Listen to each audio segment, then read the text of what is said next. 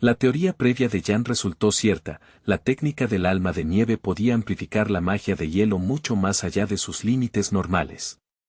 Y con Aelon en su mano, esa amplificación se volvió monstruosa, su magia expandiéndose en algo más denso, más afilado y mucho más letal de lo que Vilay había esperado enfrentar. Aún enfurecido, Vilay no podía comprender cómo Jan había logrado apoderarse de la espada del gobernante en absoluto. Observó los cambios en el cuerpo del joven caballero, postura más firme, presencia más pesada, maná más espeso en el aire, y la transformación solo alimentó su frustración, porque significaba que el campo de batalla había cambiado bajo sus pies. Dentro del cuerpo de Jan, Vilay percibió 3 concentraciones de maná a la vez, superpuestas como tormentas que se cruzan. El descubrimiento hizo que la mirada del bárbaro se estrechara con sospecha, exigió saber qué se había hecho Jan a sí mismo, y si el cadete seguía siendo humano o se estaba convirtiendo en algo forjado por la voluntad de la espada. Jan, por su parte, reconoció con dureza lo rápido que Vilay notó la diferencia, gracias al llamado ojo de Dios del bárbaro. Qué habilidad tan problemática, pensó Jan, despojaba la sorpresa, exponía preparativos ocultos y convertía cada ventaja ingeniosa en un desafío abierto. Una sonrisa maliciosa se deslizó por el rostro de Vilay cuando la comprensión se completó. Todo ese poder increíble, el maná creciente, la presencia alterada, pertenecía a la espada del gobernante. Aelon era la fuente, el amplificador, el tesoro que hacía peligroso a Jan, y la codicia de Vilay ardió más intensamente que su ira. Con inmensa habilidad y fuerza bruta trabajando juntas, el invasor satisfecho rompió los grilletes de escarcha alrededor de sus manos. El hielo crujió y estalló bajo la tensión, dispersando fragmentos por el suelo, y Vilay hizo rodar los hombros como si se liberara de nada más que una molestia menor. Alzando su enorme puño, Vilay se preparó para apoderarse del arma, convencido de que le correspondía perfectamente.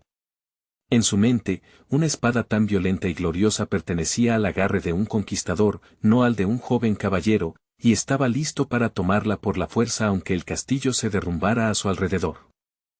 El bárbaro agresivo formó nuevos planes en un instante. Jan, recientemente elegido por Aelon, ya no era simplemente un obstáculo, era un peldaño. Vilay pretendía romper al muchacho, arrancarle la espada y hacer que el estatus de elegido no significara nada, demostrando que la fuerza, y no el destino, decide la posesión. Preparándose para la siguiente etapa de la batalla, Jan mantuvo sus ojos vigilantes fijos en cada movimiento de Vilay y escuchó cada palabra que el conquistador escupía. Midió tono, ritmo e intención, porque con un monstruo como ese, un solo aliento descuidado podía convertirse en una abertura lo bastante grande para que la muerte atravesara. Hans Marrene permanecía como un testigo amargo del intercambio, de pie entre los escombros con acero roto en la mano. Escuchaba con ira las amenazas de Vilay, la furia retorciéndose en su pecho, no solo por la arrogancia del bárbaro, sino por la cruel conciencia de que el futuro ahora descansaba en manos del caballero más joven. Vilay declaró que si la espada realmente había elegido a Jan, entonces simplemente reuniría cada onza de su propia energía y la tomaría de todos modos. Eliminaría al caballero que se le oponía, aplastaría al elegido como a un insecto y reclamaría a Aelon por fuerza abrumadora, porque la conquista, para él, era la única ley legítima. Con ojos ardientes y enloquecidos fijos en el joven, Vilay desató el aura de combate del sol negro. El aire se oscureció como si la propia luz retrocediera, la presión se lanzó hacia adelante como un golpe invisible, y el salvaje atacó a Jan con un poder que prometía aniquilación más que victoria. Sin embargo, el joven no aflojó su agarre sobre su espada recién reclamada, Aelon. Mantuvo la hoja dragón firmemente sujeta con ambas manos como un juramento hecho de acero, ya resuelto a enfrentar al enemigo de frente y poner fin a esta pesadilla con su poder. Recurriendo a la técnica básica de espada de los caballeros de la escarcha, Jan cambió su postura y blandió el arma pesada en un arco disciplinado. El movimiento fue defensivo y preciso, destinado a interceptar la magia creciente del villano antes de que pudiera aplastarlo, como si cortara una marea invisible. Luego siguió con un corte limpio y descendente, el filo zumbando en el aire. Tras el golpe, aparecieron pequeños fragmentos brillantes, chispas de luz que flotaron un instante, como si la espada hubiera cortado no solo el espacio, sino el propio residuo del maná. Frente a él se alzaba uno de los altos muros del castillo del clan Beowulf, una barrera imponente ahora extrañamente desprotegida. Los defensores del vasto ducado estaban ausentes en ese tramo, dejando la piedra en silencio, expuesta y a punto de convertirse en testigo involuntario de lo que Aelon podía hacer. Y al siguiente latido, ese muro masivo se partió limpiamente en dos. El corte fue tan absoluto que parecía divino, como si dioses del trueno hubieran descendido para dividir la fortaleza con un único juicio, dejando que la piedra se desmoronara en atónita incredulidad. El comandante jefe Villay recibió lo que parecía un daño casi mortal, su enorme figura sacudida cuando el ataque penetró profundamente. Por un instante pareció que nada podría salvarlo, que el reinado de violencia del gigante terminaría allí y que Jan finalmente saldría victorioso de esta brutal confrontación. Un destello de luz estalló tan repentinamente que casi cegó a Jan. El resplandor se clavó en su visión como fuego blanco, obligándolo a cerrar los ojos por un momento mientras su cuerpo reaccionaba por instinto y el campo de batalla se convertía en un lienzo ardiente de fulgor. Pero Villay no estaba muerto, ni siquiera cerca. Agitó sus enormes brazos con rabia obstinada, moviéndose como si la pura voluntad pudiera mantenerlo en pie, como si aún pudiera destrozar al joven caballero incluso mientras la herida intentaba derribarlo. Invocando su propio poder mágico turbulento, el salvaje intentó borrar a Jan con fuerza bruta. Su aura surgió en oleadas violentas, un esfuerzo desesperado por abrumar al joven pero hábil combatiente antes de que la ventaja de Aelon decidiera por completo el desenlace. Sin embargo, ni siquiera todo el peso del poder de Villay fue suficiente para quebrar la determinación de Jan. El joven luchó con persistencia obstinada, negándose a ceder terreno, negándose a parpadear primero, respondiendo a cada presión con acero, maná y una voluntad inquebrantable de no ser aplastado. En otra parte de la extensa finca ducal, humo negro se enroscaba desde ruinas destrozadas como un aliento fúnebre. Cerca de Jan y Villay, sin embargo, comenzó a alzarse un nuevo resplandor, un brillo ominoso que no pertenecía al fuego, sino a la magia despierta trazando líneas sobre el campo de batalla. Grietas se extendieron por el suelo, avanzando en trayectorias dentadas directamente hacia el jefe bárbaro. A lo largo de esas fisuras, la luz mágica palpitaba y se filtraba hacia arriba, como si la tierra misma se hubiera abierto para exponer una vena luminosa y fría dirigida a los pies de Villay. El villano se aferró al pecho con fuerza, los dedos hundiéndose en tela rasgada y carne herida. De la lesión, sangre negra continuaba brotando sin cesar, espesa, fea y antinatural, manchando piedra y nieve en un oscuro torrente que se negaba a detenerse. Hacía mucho tiempo que el gran líder bárbaro no sufría heridas tan severas. El dolor se reflejaba en la tensión de su mandíbula y en la furia de sus ojos, porque un conquistador como Villay no estaba acostumbrado a ser humillado, y mucho menos empujado tan cerca del abismo. En la mente de Villay, la razón era obvia, era la espada del gobernante. Jan había hundido a Aelon a través de capas de músculo endurecido y, peor aún, había logrado atravesar el aura de batalla del jefe, contrarrestando esa defensa como si hubiera sido hecha para ser deshecha. Pero incluso reforzada por su propia leyenda, la espada no podía resistir indefinidamente la fuerza monstruosa de Villay. Jan apenas logró bloquear el golpe de represalia del bárbaro, los brazos vibrando por el impacto como si sus huesos hubieran sido golpeados como campanas. Ahora Villay creía entender el secreto.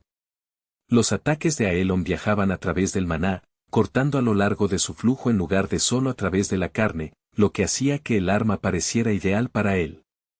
Después de todo, Villay podía ver el movimiento del maná, creía que esa vista le permitiría dominar la hoja sin esfuerzo.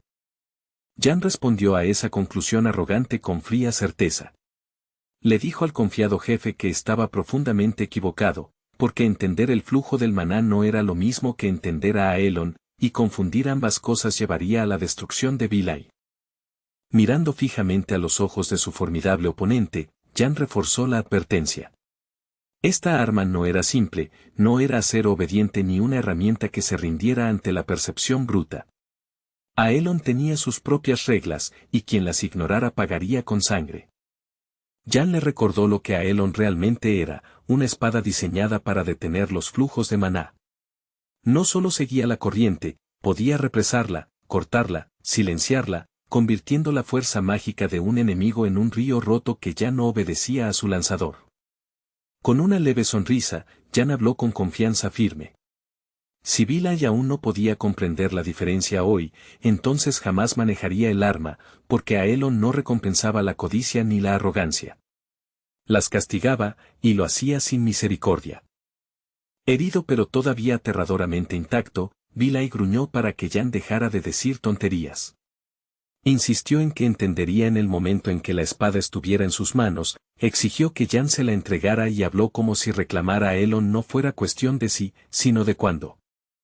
Decidido a acercarse a Jan, el jefe bárbaro dio un paso adelante y se quedó inmóvil. Algo estaba ocurriendo en su pierna, y la sorpresa interrumpió su impulso como una cadena repentina enroscándose en su tobillo.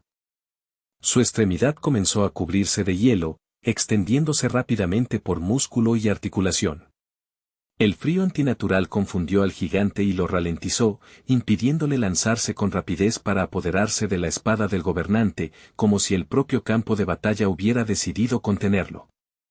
Por primera vez en su vida, el salvaje sintió verdadero frío, un aire invasivo y punzante que penetraba más profundo que el viento del norte.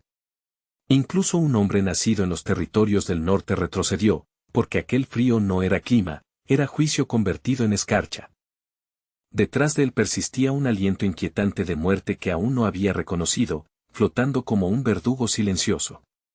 Más allá del muro de piedra de la fortaleza, una silueta misteriosa tomó forma en luz radiante, indignada ante la visión del patético bárbaro que se atrevía a invadir tierras Beowulf.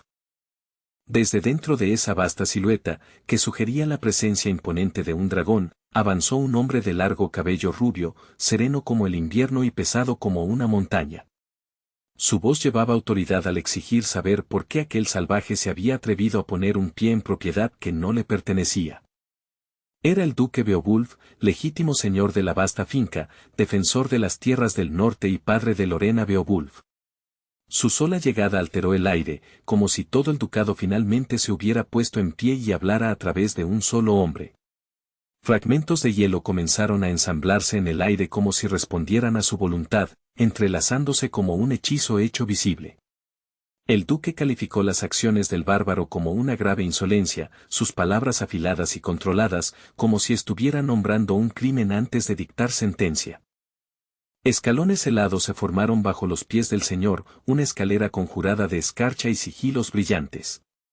El duque descendió con certeza imperturbable hacia el suelo donde estaban Jan y Hans Mariner, junto con el imponente jefe bárbaro Vilay, ahora obligado a enfrentar al dueño de este dominio. Continuando su avance, el majestuoso aristócrata irradiaba indignación ante la audacia del bárbaro. Vilay mantuvo los ojos fijos en el duque, tenso con hostilidad cautelosa, sin esperar nada bueno de ese encuentro, porque el poder que emanaba del señor se sentía como una ventisca capaz de sepultar ejércitos. Nada particularmente amable, el duque Beowulf preguntó de nuevo qué hacía allí el invitado no deseado. Su tono era calmado, pero esa calma tenía bordes afilados, como hielo lo bastante fino para cortar, dejando claro que no era una negociación entre iguales. La silueta mágica semejante a un dragón detrás del duque se volvió más nítida, solidificándose en una presencia opresiva. El dueño de la finca exigió que Vilay eligiera bien sus excusas, porque podrían ser las últimas palabras que el bárbaro pronunciara en suelo Beowulf. Por fin, el duque Beowulf llegó al final de los escalones helados y pisó el suelo congelado del patio de su castillo. En el momento en que su bota tocó tierra, la escarcha pareció extenderse con autoridad silenciosa, como si la tierra reconociera a su amo y se preparara para el juicio. Vilay, feroz pero entusiasmado, mostró una sonrisa al encontrarse por fin cara a cara con el duque. Proclamó su nombre y título con orgullo, esperando que el señor del castillo entendiera exactamente quién estaba ante él, un conquistador que exigía reconocimiento incluso en territorio enemigo. La respuesta del duque fue despiadada en su simplicidad. Ordenó al salvaje que guardara silencio, afirmando que no tenía motivo alguno para conocer el nombre de un bárbaro patético que se había arrastrado a su hogar como una alimaña. Mirando con odio crudo al duque Beowulf, Villay escupió un insulto grosero, burlándose de la arrogancia del hombre, aunque incluso mientras gruñía, admitió a regañadientes que el duque tenía el poder y el estatus para comportarse así. Eso solo hizo que Villay quisiera aplastarlo más. Hasta ese momento, Villay nunca había encontrado a un hombre que portara una cantidad tan inmensa de maná. La pura densidad le erizó la piel, y se preguntó cómo no había notado antes la aproximación del duque, cómo una presencia así podía llegar sin advertencia como una avalancha silenciosa. Culpó a la espada del gobernante, convencido de que la interferencia de Aelon había enturbiado sus sentidos. Eso significaba, en la mente de Villay, que Jan, la rata que despreciaba, era responsable de todo lo que sucedía ahora, desde el rechazo de la espada hasta la repentina aparición del duque. Villay eligió la acción sobre el pensamiento. Con un estallido salvaje de fuerza, se impulsó del suelo y se lanzó hacia adelante, negándose a ser acorralado por palabras o autoridad, decidido a seguir luchando y recuperar el control antes de que el duque pudiera apretar completamente el lazo. Llamando a su encuentro predestinado, el líder bárbaro alzó su enorme puño y desafió directamente al duque Beowulf. Su postura gritaba agresión y hambre de batalla, como si realmente creyera que el destino le había entregado un oponente digno de conquistar. Pero para el señor de los territorios del norte, ese bárbaro lleno de malicia no era más que polvo bajo sus pies. El duque miró a Villay con un desprecio frío y distante, como una tormenta mirando a una sola hoja, imperturbable ante amenazas que habrían aterrorizado a hombres inferiores. Un símbolo mágico brilló bajo el duque y se expandió hacia afuera, liberando corrientes de luz que se elevaron en pilares.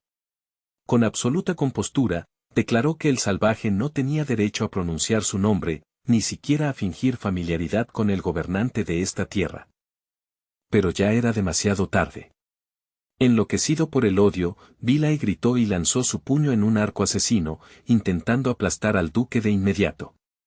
El golpe llevaba intención homicida, como si Villay creyera que la fuerza abrumadora podía borrar nobleza, magia y ley en un solo ataque. El duque Beowulf respondió con un control mágico increíble, convocando el poder necesario con precisión sin esfuerzo. El aire se espesó, el maná se alineó y la presencia del duque se afiló, sus habilidades elevándose como un contraataque perfectamente cronometrado preparado mucho antes de que el puñetazo llegara. Mientras el jefe bárbaro arremetía con agresión bruta, el duque invocó la técnica de expansión de territorio. Límites invisibles se manifestaron de golpe, y el propio espacio pareció convertirse en el dominio del duque, una arena donde su voluntad dictaba que podía moverse, respirar o sobrevivir. Villay se detuvo a mitad de movimiento en atónita incredulidad, el impulso de su puño vacilando mientras observaba el milagro desplegarse. Por un breve instante, el salvaje solo pudo mirar, porque el mundo a su alrededor estaba cambiando, y podía sentir como el suelo, el aire y el maná se volvían contra él. Un pilar colosal de luz se elevó hacia el cielo cuando el duque Beowulf desató la forma absoluta del alma de nieve. El poder era inmenso, austero y aplastante, como el invierno dotado de conciencia, dirigido directamente a Villay como si dictara una antigua sentencia. Muy por encima del enorme castillo, se manifestó un sello gigantesco, un vasto sigilo que cubría el cielo. Una corriente de luz se vertió en su centro, y el nombre del hechizo se hizo realidad, escarcha eterna, una fuerza vinculante que prometía no solo derrota, sino preservación en un encarcelamiento helado. En otra parte del campo de batalla, un bárbaro cargó contra los caballeros imperiales, rugiendo que había llegado la hora de vengar a sus hermanos. Llamó a la destrucción de los guerreros con fervor salvaje, su grito atravesando humo y ruinas como un tambor de matanza. En el siguiente instante, el salvaje que cargaba fue tragado por una repentina montaña de hielo. Quedó congelado a mitad de zancada con un hacha aún aferrada en la mano izquierda, el gruñido atrapado en su garganta, transformado en una estatua sin vida mientras el frío lo sellaba de la cabeza a los pies. El mismo destino alcanzó a muchos otros invasores por todo el campo de batalla. Un hielo grueso e implacable los envolvió como un sudario sentenciador, inmovilizando extremidades y convirtiendo el movimiento salvaje en quietud, hasta que las filas bárbaras se transformaron en una galería dispersa de siluetas congeladas. Otro camarada, cargando a pocos pasos de distancia, también se detuvo de repente, su cuerpo cubierto de agua helada que se solidificó al instante. Su impulso murió en un segundo, las botas resbalando inútilmente mientras la escarcha lo reclamaba, y su lucha terminó antes siquiera de comenzar. Un caballero imperial que había estado luchando desesperadamente por su vida observó con asombro. Vio cómo los bárbaros se endurecían, palidecían y lentamente se convertían en hielo, enemigos que pasaban de asesinos rugientes a monumentos silenciosos, hasta que el miedo del caballero dio paso a una incredulidad atónita. Entonces resonó un grito, llamando al duque a regresar a su dominio, y ese clamor inquietó visiblemente a los defensores.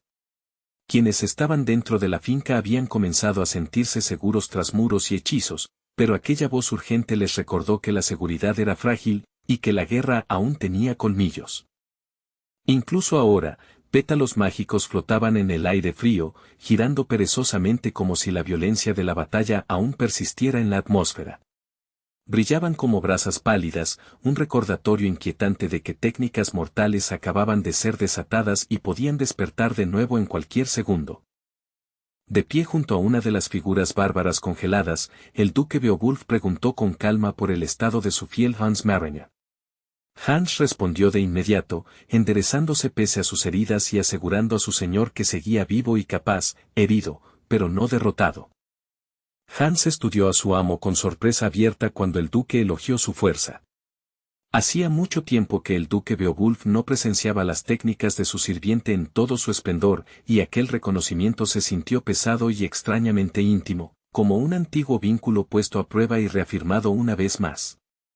La atención de todos se centró en un detalle inquietante, el enorme puño del jefe bárbaro congelado, Vili, aún sobresalía del montículo de hielo. La mano cerrada emergía como una amenaza que se negaba a desaparecer, como si la violencia del monstruo hubiera sido preservada para más tarde. La visión despertó una fascinación inquieta. Era este el verdadero e increíble poder de la técnica llamada escarcha eterna, una magia tan absoluta que podía detener a un ejército a mitad de aliento y preservar incluso el golpe mortal de un jefe como una instantánea helada de intención. El duque señaló, con realismo sereno, que Hans no se hacía más joven, y preguntó cómo era posible que su leal sirviente hubiera sido herido por un bárbaro. Hans bajó la mirada y admitió la cruda verdad, el salvaje casi lo había matado, y solo una voluntad obstinada lo había mantenido en pie. Aquella era la expansión del territorio del duque Beowulf, un dominio abrumador impuesto sobre el campo de batalla, combinado con la forma absoluta del alma de nieve conocida como escarcha eterna.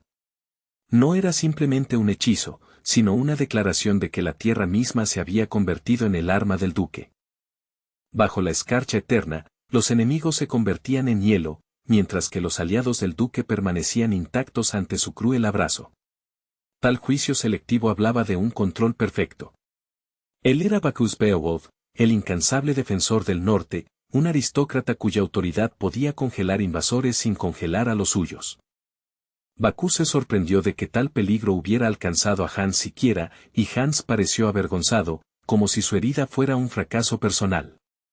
Aún así, el alivio del duque fue genuino al saber que Lorena Beowulf y los habitantes del castillo estaban a salvo, porque la protección, no el orgullo, era la verdadera medida de su gobierno. Durante su intercambio, Hans señaló hacia el hombre que había ayudado tanto a los defensores. Con un gesto tenso pero respetuoso, pidió a Jan que se adelantara y se presentara, dejando claro que la contribución del joven caballero no podía ser ignorada ni olvidada.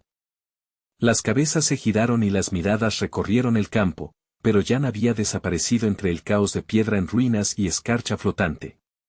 Algunos defensores murmuraron que debía de tener talento para escabullirse, aunque no lo consideraban un cobarde, solo un aliado extraño y escurridizo que se movía como la propia noche.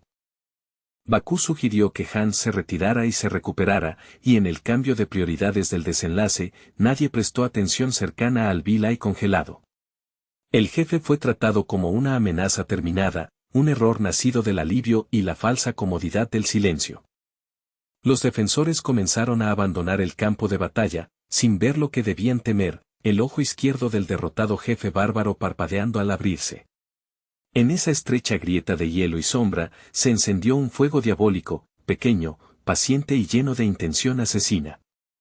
En esa misma mano, Villay reveló un objeto familiar, otra esfera mágica, del tipo que ya había usado en batalla contra Jan. Incluso atado, incluso medio enterrado en escarcha, el jefe no había rendido sus trucos, simplemente había esperado el momento en que nadie mirara. Con un grito salvaje y animal, el líder bárbaro se liberó. El hielo estalló hacia afuera en violentos fragmentos, y el sonido de la escarcha quebrándose resonó como huesos rompiéndose, una fuga tan repentina que sorprendió incluso al duque Bacchus Beowulf, quien había creído el sello absoluto. El espíritu del villano resurgió con fuerza, su sonrisa afilada con crueldad renovada. Se preparó para atacar de nuevo y se burló de Beowulf por bajar la guardia, señalando el momento de vigilancia debilitada del duque como si fuera una deliciosa falla que explotar. Bacchus evaluó los esfuerzos del salvaje con una mirada fría y desdeñosa. Admitió que no estaba mal, pero dejó claro que aún no era suficiente, porque liberarse era una cosa, y destruir al propio duque era un asunto completamente distinto. Villay respondió con una sonrisa malvada, casi divertido por la certeza del duque. Aceptó que un bárbaro quizá no pudiera matar directamente a Bacchus, pero sus ojos brillaron con la promesa de otro tipo de victoria, una tallada en crueldad más que en conquista. Todavía hay otros, pareció insinuar Villay mientras arrojaba su letal círculo mágico hacia la torre. El hechizo rasgó el aire como una ejecución giratoria, y estallaron gritos cuando la gente se dio cuenta de que el ataque no estaba dirigido a guerreros, sino a los indefensos.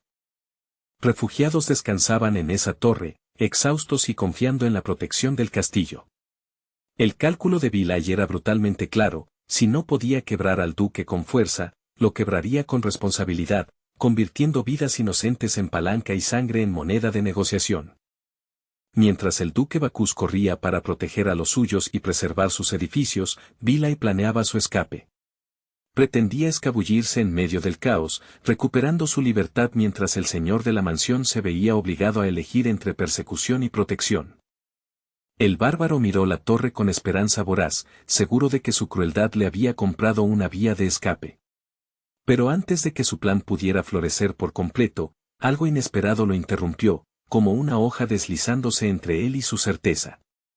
Junto a la esfera mágica, apareció una figura, capa ondeando con el corte inconfundible de un caballero élite del escuadrón especial de Jan.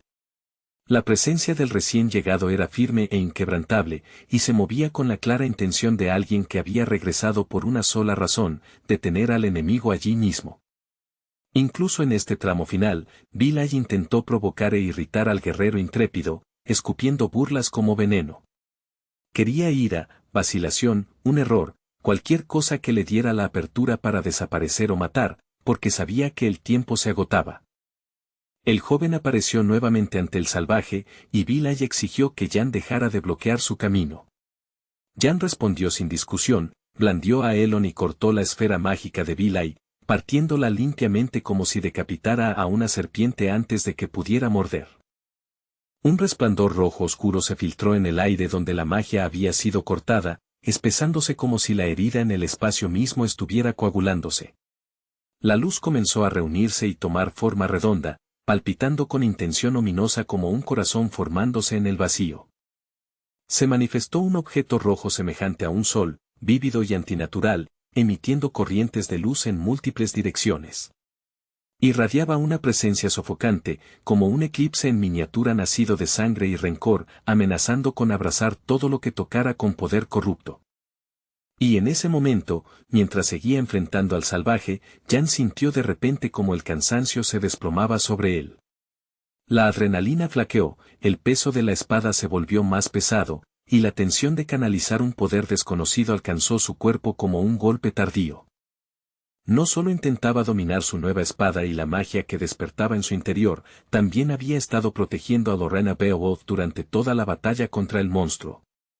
Ahora la verdad era ineludible: Jan no tenía maná restante, y apenas fuerza para mantenerse en pie, mucho menos para luchar de nuevo. El valiente y desafortunado guerrero había gastado hasta la última gota de sí mismo. Sus reservas estaban vacías, sus extremidades pesadas y su mente deshilachándose en los bordes. Al fin había llegado el momento, quisiera o no, de rendirse al descanso, aunque fuera solo por un latido. Copos de nieve blancos descendían sobre el castillo del duque Bacchus Beowulf, suavizando las secuelas con una calma engañosa. Los muros de la fortaleza estaban cubiertos por una fina capa de hielo que brillaba tenuemente, como si el castillo llevara la corona del invierno tras sobrevivir a una noche de matanza. Jan miró a los caballeros imperiales, hombres que habían servido al duque con lealtad inquebrantable y que aún defendían el castillo como si sus vidas ya estuvieran entregadas. Sus armaduras estaban marcadas, su aliento entrecortado, pero su postura seguía obstinadamente erguida, negándose a ceder. William, comandante de los guerreros con armadura pesada, también estaba allí, empapado en la sangre de enemigos. Continuaba luchando con persistencia sombría, moviéndose como una fortaleza hecha carne, cada golpe otra declaración de que la tierra de Beowulf no sería tomada a bajo precio. Jan también divisó a Cruoldwad junto a Cheryl, figuras que, en teoría, debían asumir la brutal lucha en su lugar. Verlos allí ofreció un atisbo de alivio, como si la carga finalmente pudiera trasladarse de sus hombros a manos aún capaces de sostenerla. Por fin, Jan se obligó a calmarse. Cerró los ojos y cayó en el sueño, como si fuera arrastrado bajo aguas profundas. Sintió como si alguien lo llamara desde lejos, pero en su agotamiento el sonido no podía alcanzarlo, su cuerpo exigía silencio. El llamado se volvió más fuerte, más insistente, perforando la neblina. Los párpados de Jan se abrieron con dificultad y giró la cabeza hacia la dirección de esa voz persistente, parpadeando como si despertara de un sueño que se negaba a soltarlo. Alzó la mirada y vio una mano extendida hacia él, lo bastante cerca para tomarla. La voz continuaba, apremiándolo con una urgencia que no permitía consuelo, alguien lo necesitaba despierto, presente, necesario ahora. Era Lorena Beowulf, llamando en voz alta a su camarada. Le exigió que tomara su mano, su expresión feroz e intensa, como si lo estuviera arrancando del borde del colapso no por ternura, sino porque la batalla y el deber aún se negaban a terminar. Mientras Jan miraba a la joven de su escuadrón, una tristeza silenciosa lo rozó. Comprendió, con claridad cansada, que no habría descanso real, todavía no. La victoria exigía demasiado, y la guerra seguía reclamándolo incluso cuando su cuerpo suplicaba detenerse. Le dio la mano a Lorena, dejando que lo sostuviera, y un pensamiento sorprendente surgió, no estaba tan mal, al menos en ese momento. Incluso exhausto, incluso golpeado, seguía allí, seguía siendo necesario y aún capaz de estar junto a alguien que se negaba a rendirse. La noticia de la invasión de las hordas bárbaras se propagó rápidamente por el vasto imperio, moviéndose más rápido que los ejércitos. Desde puestos fronterizos hasta cortes nobles, los rumores se convirtieron en alarmas, y las alarmas en órdenes, porque todos comprendían que el norte había comenzado a arder. En una habitación silenciosa y lejana, una gran ventana estaba cubierta por cortinas azules, y la oscuridad caía afuera como lluvia. El espacio parecía aislado de la batalla, pero cargado de consecuencias, como si el mundo más allá de la tela cambiara con cada latido. Un cuervo negro se posaba sobre el hombro de Damián, el instructor jefe del centro de entrenamiento de reclutas. Damián permanecía sentado con los ojos cerrados, sumido en sus pensamientos, mientras el ave permanecía inquietantemente inmóvil, un compañero de mal agüero, observando como si comprendiera la forma de los acontecimientos venideros. Entonces, al momento siguiente, el instructor abrió los ojos y mostró su sonrisa habitual, calmada, medida y ligeramente conocedora. Era el tipo de expresión que sugería que acababa de unir hilos invisibles y encontrar el patrón que había estado esperando. Sobre el escritorio frente a él yacía la primera hoja, una página con la imagen del recluta Jack y los detalles de su expediente personal. La mirada de Damián se demoró en ella con interés silencioso, como si la guerra en el norte finalmente hubiera hecho imposible ignorar ese nombre. El príncipe heredero Leon Cavalan dejó que su mirada se demorara en el documento más tiempo del que el protocolo exigía, como si la tinta misma contuviera una promesa silenciosa y peligrosa. A través de sus líneas llegó a comprender a Jan, no solo como un hombre vinculado a hazañas, sino como una persona forjada por la adversidad, la convicción y una clase de lealtad desconocida. Y así, casi de manera imperceptible al principio, una era comenzó a inclinarse sobre su eje, la historia no avanzó de golpe, sino que cambió lentamente, obstinadamente, decisión deliberada tras decisión. Un vasto cielo azul se extendía sobre sus cabezas, demasiado claro e indiferente, mientras los copos de nieve descendían en espirales pacientes como plegarias silenciosas. Más allá de las amplias puertas de hierro abiertas, el cementerio aguardaba, ordenado, solemne y frío, y su quietud solo era interrumpida por el suave susurro del invierno posándose sobre la piedra. Un camino de ladrillos cuidadosamente dispuesto, barrido pese a la nevada, guiaba la mirada más adentro del recinto. Conducía a una sola tumba apartada de las demás, marcada por un monumento y una cruz, sencilla en su forma, pero cargada con un significado que el tiempo no hace sino agudizar. La mano de una mujer se extendió y reposó sobre el monumento helado, los dedos abiertos como si intentara tomar prestado calor del recuerdo. Encima, una cruz de piedra se alzaba en marcado relieve, imponiéndose con solemne autoridad, un emblema que parecía proclamar la vida eterna mientras el aire invernal insistía en la pérdida. Sentada junto a la tumba, Lorena Beowulf dejó que el frío se filtrara en sus faldas sin notarlo, con los pensamientos ya muy lejos. Contó los años como cuentas invisibles, cada uno una acusación silenciosa, y se preguntó, con dolor, si alguien, vivo o muerto, aún guardaba resentimiento por el tiempo que había permanecido ausente. Con los ojos apagados por el duelo pero aún brillantes de anhelo, la joven dama contempló la tumba como si pudiera responderle si esperaba lo suficiente. Quería saber, necesitaba creer, que su madre, ahora fuera de su alcance, estaba en paz en algún lugar al que ella no podía seguirla. No había venido antes porque el deber nunca aflojaba su agarre, el entrenamiento exigía su cuerpo, su aliento, sus moretones, día tras día. Sin embargo, incluso cuando estaba ausente, intentaba hacer lo que podía, suplicando en su corazón que su madre velara por su hija desde el más allá, que la protegiera de formas que ninguna mano viva podría lograr. El mundo era inmenso, extendiéndose mucho más allá de las fronteras del ducado, y en esas vastas tierras Lorena había oído hablar de un hombre cuya fuerza podía compararse con la de su hermano. La sola idea cayó como un rayo, rara, increíble y emocionante, porque tal poder no era solo impresionante, era del tipo capaz de reescribir el destino. Por eso la noble se negó a detenerse, se negó a suavizar su determinación. Continuaría exigiéndose, continuaría reuniendo hilos de rumores y pruebas, hasta poder dar con su hermano, sin importar cuánto tiempo tomara, sin importar cuántas puertas tuviera que forzar. Y había otro fuego bajo su determinación, uno que ardía más caliente que la ambición, la venganza. Lorena encontraría a los canallas que habían asesinado a su madre, arrancaría cada mentira que los protegía y les haría pagar un precio tan alto que su crimen resonaría en sus huesos. Durante un largo rato, la joven no dijo nada en absoluto, dejando que el silencio hiciera lo que las palabras no podían. Permaneció ante la tumba de su amada madre, ausente por años, pero aún presente en cada latido, y su aliento se condensaba en el aire como una confesión que no lograba pronunciar. Pero el duelo no podía retenerla para siempre. Era hora de que Lorena Beowulf regresara al camino que había elegido, así que susurró una última despedida a quien había perdido y se alejó de aquel lugar de tristeza, donde el frío se aferraba a la piedra y la memoria se aferraba a los vivos. Cuando volvió a encontrarse con su padre, la postura de Lorena era recta, su voz controlada, pero sus ojos llevaban el peso de demasiadas batallas no pronunciadas. Informó al duque Beowulf de que había surgido cierto obstáculo, algo terco e inconveniente, el tipo de problema que no podía ignorarse ni apartarse con autoridad. Al despedirse, Bacchus Beowulf alzó la mano y llamó a su hija para que se detuviera, la urgencia en su tono revelando más que una simple preocupación paternal. Lorena respondió sin aminorar el paso, declarando con sequedad que ya llegaba tarde a su tren, como si el tiempo mismo se hubiera convertido en su escudo contra más conversación.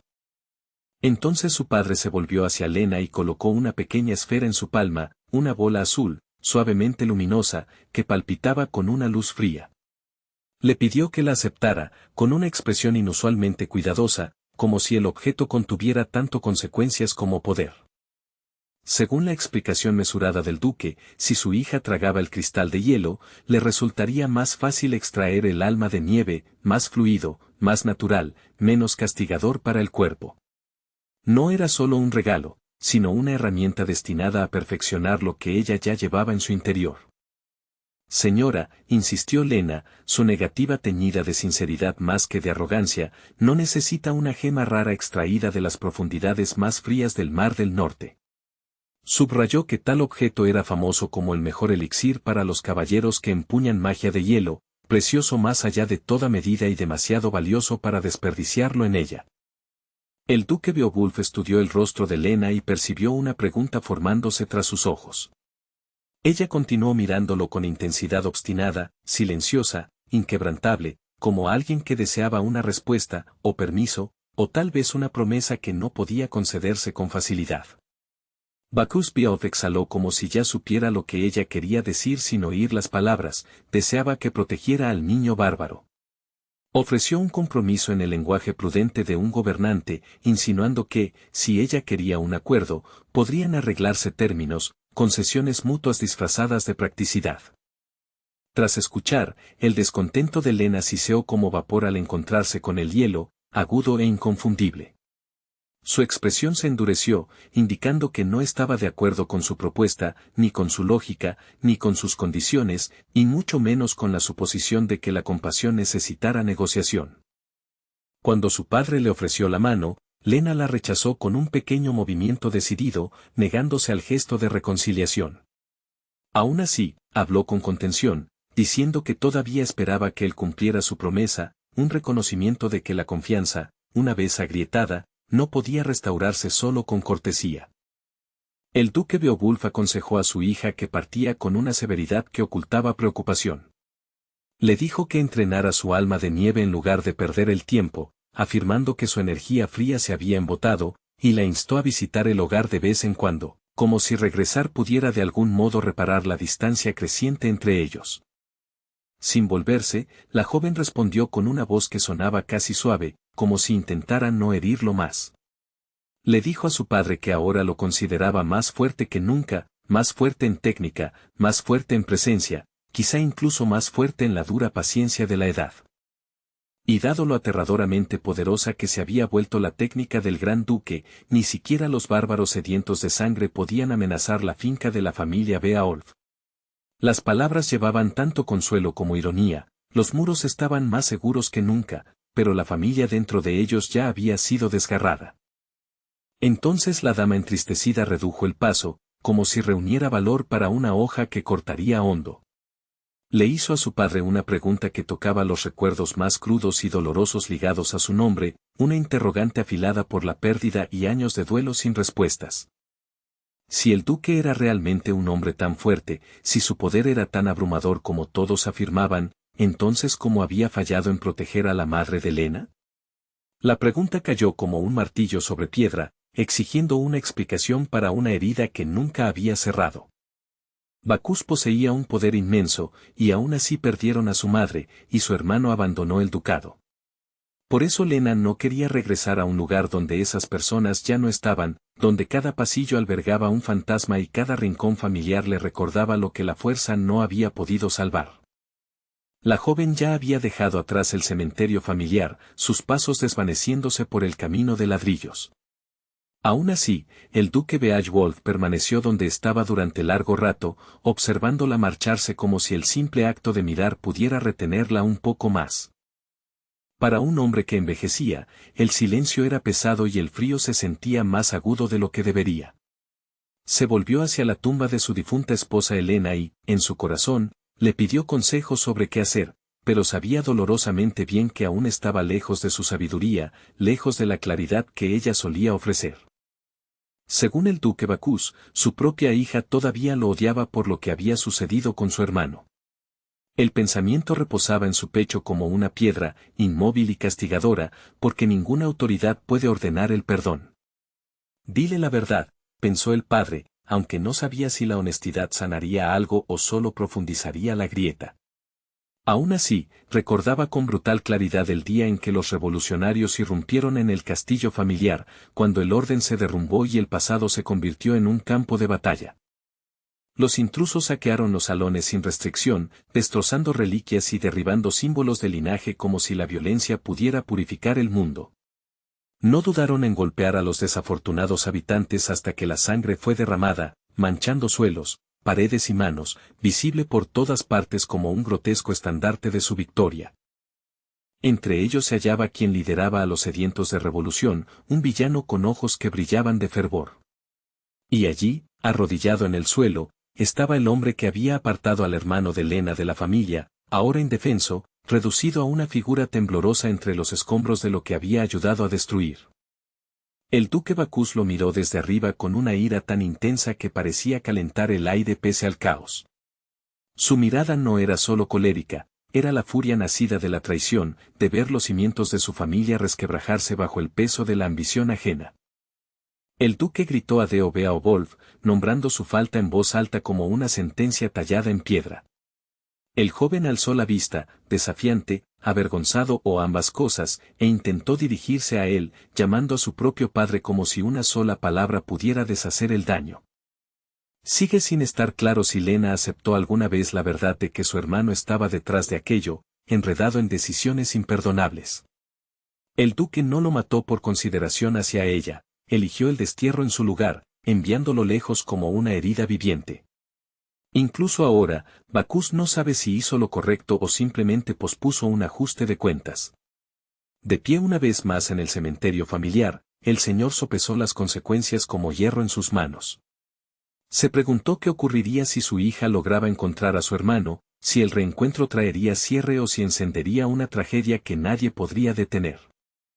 Detrás de Beowulf estaba cierto hombre, intentando mantenerse en los márgenes del momento, pero el noble mayor lo notó de todos modos. Sin volverse del todo, el duque habló con autoridad serena y le dijo que llegaba tarde, como si la puntualidad fuera el último hilo de disciplina en un mundo que se deshilachaba. El joven que había acudido a la cripta de la familia Beowulf dudó, percibiendo el peso en la postura del duque. Pensó que el señor parecía enterrado en pensamientos, ojos distantes, hombros más pesados que la armadura, como alguien que luchaba con recuerdos que no podía permitirse mostrar. Cuando el muchacho se acercó al señor de la finca, fue recibido por Jan, de una unidad especial. Jan había oído que el duque lo buscaba, y por eso había acudido, respondiendo a la convocatoria sin miedo, pero con la firmeza cautelosa de alguien acostumbrado al peligro y al escrutinio. Bacchus ya había sido informado de los éxitos del talentoso joven, los informes elogiando su eficacia y determinación. El duque recompensaba según el mérito, no por sentimiento. Sin embargo, en lugar de ofrecer un regalo inútil, formuló una pregunta más incisiva, ¿qué era lo que Jan realmente deseaba, más allá de la ceremonia y la gratitud cortés? Todos los defensores del castillo del aristócrata ya habían recibido sus recompensas, oro, títulos, reconocimiento, lo que correspondiera a su rango. Solo el caballero Jan, de la unidad especial, permanecía allí, de pie en ese espacio final entre el servicio prestado y la recompensa reclamada. ¿Y sería suficiente, se preguntó el duque en voz alta, darle al joven la misma espada que había robado y ocultado bajo su propia ropa? La pregunta llevaba tanto acusación como curiosidad, como si Bacchus estuviera poniendo a prueba si el deseo de Jan era poder, orgullo o algo más extraño. Jan permaneció en silencio, sopesando la oferta del duque con la cautela de un soldado. Había defendido la finca del duque Beowulf con diligencia implacable y, sin embargo, no se apresuró a aceptar, su quietud sugería cálculo, contención y una medida privada de valor que el oro no podía satisfacer con facilidad. La sorpresa del duque fue evidente cuando Jan dijo que no era suficiente, su negativa expresada sin arrogancia pero con firme certeza. Jan afirmó que había salvado la vida de su camarada Lena muchas veces, insinuando que lo que buscaba debía igualar el peso de aquellos momentos en que la muerte había estado a un suspiro de distancia. En opinión del señor, Jan no comprendía el verdadero valor de Aelon, el legado de la espada y la carga que implicaba. Sin embargo, Jan argumentó que el arma se estaba oxidando en almacenamiento, descuidada, el propio Bacchus no la utilizaba y otros no podían manejarla. Para Jan, una espada que dormía sin usarse no era sagrada, era potencial desperdiciado, encerrado sin razón. Al tomar la espada, insistió Jan, estaría ayudando al duque a librarse de algo pesado, una herencia que se había convertido en carga muerta. Afirmó que lo hacía voluntariamente, sin codicia, casi como si asumir el peso fuera un acto de misericordia. El anciano no creyó la historia al pie de la letra, pero pudo ver que los ojos del guerrero sostenían una intensidad inquietante, como si la mente de Jan no se moviera por caminos ordinarios. Por fin, el dueño de la finca aristocrática rió, un sonido raro en un lugar tan solemne, sugiriendo que apreciaba las extrañas y audaces palabras del joven. La risa no era cálida, pero tampoco cruel, era el sonido de alguien reconociendo un tipo inesperado de honestidad. Consideró el deseo de Jan, tan audaz que rozaba la locura, como un comienzo prometedor. El joven no parecía querer esclavizar la espada ni forzarla a la obediencia, y eso, curiosamente, complació al duque. Bacchus estaba dispuesto a ofrecer también dinero o joyas, pero tenía una petición, quizá incluso una condición, para Jan, un precio ligado no a la hoja, sino a la confianza que se le extendía. Gobernaba el norte con férrea certeza, pero su alcance no se extendía con la misma firmeza hacia la región central, donde la influencia se entrelazaba con la política y manos invisibles. Allí el poder obedecía leyes distintas, e incluso un duque podía verse limitado, por lo que pidiera a Jan probablemente implicaría ir más allá de la seguridad de la autoridad norteña hacia una tierra donde el nombre de Bacchus tenía mucho menos peso. Desde este momento en adelante, se ordenó al caballero que vigilara a Lina como si su seguridad fuera un encargo sagrado. La voz de Vacas Beaolf llevaba el peso del mando y el temor paternal al exigir un juramento, uno hecho sobre la propia vida del joven, obligándolo a aceptar plena responsabilidad por el bienestar de Lina, sin excusas, sin retirada. Jan se tensó de inmediato ante la insinuación y aclaró, tenso y receloso, que no tenía intención de casarse con ella. La ira del duque estalló, pero incluso en su furia espetó que no se refería a eso, no podía exigir un vínculo de por vida de manera tan directa y escandalosa al joven. Sin embargo, fue Bacchus quien habló primero de juramentos y responsabilidad, presionando el concepto como una hoja contra la garganta de Jan. Lo que realmente quería decir era tutela, responsabilidad por la muchacha mientras su padre estuviera ausente, protección estricta e implacable hasta que estuviera fuera de peligro.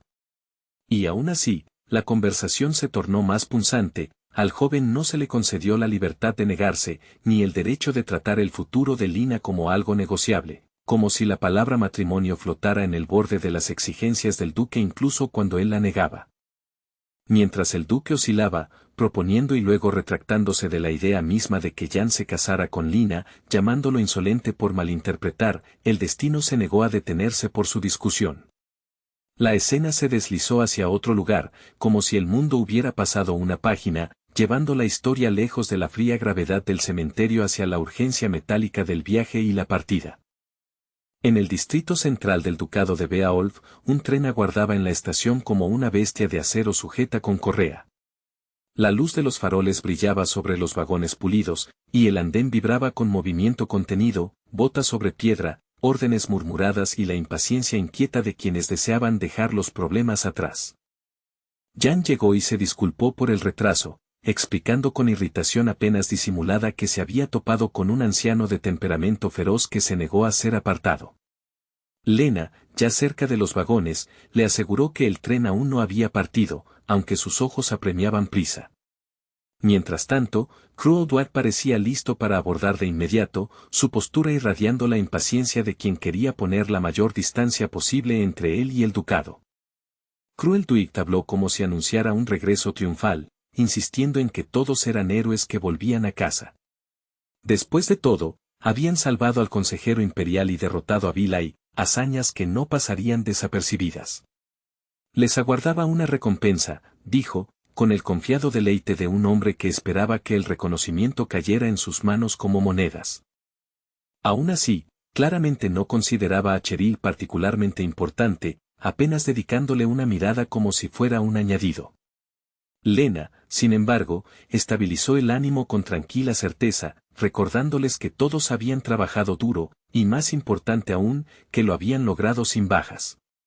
Eso por sí solo parecía milagroso, quizá la primera vez en toda la historia del Regimiento de Fuerzas Especiales que la victoria no exigía sangre como pago. Aquí estaba más tranquilo de lo que Lena había esperado, la calma casi sospechosa en su suavidad. Sin gritos, sin alarmas, sin pánico, solo el ritmo amortiguado de una estación cumpliendo su labor ordinaria. Por un instante fugaz, parecía que realmente habían dejado todo conflicto atrás en el castillo ancestral de Beowulf, sellando lo peor tras muros gruesos y sombras invernales. Un anuncio fuerte resonó por la estación, declarando la llegada del tren con destino a Abelan. De inmediato, los representantes de la unidad especial se apresuraron hacia los vagones, moviéndose con eficiencia entrenada, documentos revisados, equipaje asegurado, miradas atentas, porque incluso una simple partida podía ocultar peligro cuando uno había hecho suficientes enemigos. El viaje al norte había resultado mucho más exitoso de lo que Jan se había atrevido a esperar. No solo había conseguido una invitación del consejero imperial, una puerta a círculos más altos, sino también la espada de Aelon, un premio que se sentía menos como recompensa y más como destino presionando metal frío en sus manos. Hei también salió del ducado cargado de fortuna, una increíble cantidad de oro del duque Beowulf y un botín de objetos valiosos capaces de cambiar una vida de la noche a la mañana. Mientras el muchacho se apresuraba hacia casa, el batir de alas negras cortó el aire, un sonido áspero que erizó la piel, algo observando, algo rondando, atraído por un propósito invisible. Un cuervo graznó con fuerza, su llamado agudo como una advertencia, antes de posarse con inquietante suavidad sobre el hombro de Jan. El momento se sintió incorrecto, demasiado deliberado, demasiado teatral, de modo que incluso en el bullicio de la estación, la escena pareció oscurecerse como si la noche misma se inclinara brevemente hacia ellos. Los ojos del ave brillaban con una luz intensa y antinatural, vívida como brasas atrapadas tras un cristal. Era como si una presencia demoníaca se hubiera deslizado en la criatura, usando plumas como disfraz, convirtiendo a un cuervo ordinario en un mensajero que no pertenecía al mundo de los vivos. Jan estudió con cuidado al invitado no deseado, negándose a estremecerse pese al escalofrío que le recorría la espalda. Le dijo a Lena que esperara, aunque ella ya estaba en la entrada del vagón y claramente quería subir. Su tono llevaba urgencia envuelta en contención, como si temiera lo que ocurriría si ignoraba ese presagio siquiera un segundo. Como aparentemente había olvidado algo, o al menos eso afirmó, Jan sugirió que los demás partieran sin él. Cheryl no mostró sorpresa, como si ya esperara giros extraños del destino a su alrededor. Crueldwig, en cambio, entrecerró los ojos, genuinamente confundido, incapaz de entender por qué alguien retrasaría el regreso cuando el camino a casa por fin estaba abierto. El comandante, con irritante despreocupación, le dijo a Jan que fuera a Soma a comprarle bocadillos, convirtiendo un momento tenso en un encargo mundano. Cruel, ya irritado, bufó ante el espectáculo, asombrado de cómo su colega corría para su jefe como un perro, obediente, rápido y aparentemente entrenado para traer lo que se le ordenara. El tren con destino a Abelan permanecía en el andén, completamente llegado y esperando pacientemente la hora de salida mientras los pasajeros seguían abordando. Las puertas golpeaban, los conductores daban instrucciones, y el aire olía a carbón, hierro frío y al tenue perfume de viajeros que no sabían cuán cerca la guerra había rozado a quienes estaban a su lado. Pronto el tren lanzó señales sonoras, estridentes y resonantes por toda la estación, exigiendo la atención de todos en el centro del ducado. Las advertencias eran inconfundibles: última llamada, última oportunidad, el momento de partir había llegado, y quien aún dudara quedaría atrás. Las ruedas del tren que partía hacia Abelan comenzaron a girar, primero con un lento y pesado rechinar, luego más rápido al tomar impulso. El acero rodó sobre acero, y toda la fila de vagones se estremeció como una criatura que despierta, arrastrándose hacia la distancia y caminos desconocidos. Jan observó cómo el tren se alejaba y, inesperadamente, suspiró con alivio, sus hombros aflojándose como si finalmente se hubiera cortado un nudo. Comprendió que el momento que había estado esperando había llegado, no el regreso triunfal que los otros imaginaban, sino una apertura más silenciosa, una separación limpia, una oportunidad para moverse sin ser visto. Un trozo de nota yacía en sus manos, arrugado en los bordes por haberlo apretado con demasiada fuerza. Ahora, por fin, debía cumplir la verdadera misión que se le había encomendado, una que vivía en las sombras más que en las medallas, y que exigía acción sin testigos, sin aplausos y sin margen para la vacilación. ¿Quién sospecharía que este cuervo era la sombra del comandante, una señal viviente disfrazada de ave común? Sin embargo, la orden resultaba incomprensible para Jan, porque si el liderazgo requería una entrega tan secreta, entonces la tarea no podía ser simple. Un mensaje enviado así significaba peligro, peligro que no podía pronunciarse en voz alta, ni siquiera entre aliados. Aún de pie en el andén mientras el ruido de la estación se desvanecía tras él, Jan estudió cuidadosamente el contenido de la extraña nota dirigida específicamente a él. Sus ojos avanzaron línea por línea, su expresión tensándose a medida que el significado se asentaba, porque las palabras llevaban intención, precisa, personal y perturbadoramente bien informada. Apretando el mensaje en sus fuertes manos, Jan supuso primero, casi con esperanza, que se trataba de un bocadillo abundante, algún encargo ridículo para satisfacer los caprichos del comandante. Pero el papel se sentía demasiado ominoso para algo tan trivial, y la ardiente mirada del cuervo hacía difícil creer que aquello fuera solo comida. En una plaza desierta de la ciudad, barriles de madera se alzaban bajo toldos cubiertos, su contenido desconocido y su presencia inquietantemente deliberada. El lugar estaba demasiado vacío, demasiado preparado, como un escenario esperando que un actor ocupara el centro, y el silencio oprimía como si la ciudad misma contuviera la respiración. En el suelo apareció la silueta de un símbolo mágico, líneas antiguas grabándose en la realidad con silenciosa malicia. Pertenecía al lich demoníaco, una marca que parecía más antigua que los reinos, y el aire a su alrededor se deformaba con un frío que no provenía del clima. Cuando el sello se completó, la parte central estalló con una luz brillante, palpitando como un corazón que volvía a la vida. En ese repentino resplandor, la hechicera Momón se regocijó, porque lo imposible había ocurrido. Había sido resucitada, arrancada del olvido por una fuerza que ahora exigía reconocimiento. Alzando la mano como para saludar al mundo que le había sido negado, Momón estalló en una risa eufórica, su voz resonando con feroz deleite. Se deleitó en la sensación de existir, el aire contra la piel, el poder vibrando en sus venas, celebrando su regreso al mundo de los vivos como si fuera una conquista. Jan creía haberlo hecho todo por sí mismo, confiando en su determinación e instinto para sobrevivir a cada enfrentamiento. Pero la verdad era más dura, sin la ayuda de Momón, habría muerto 1.000.000 de veces, abatido en batallas donde un solo error significaba el fin.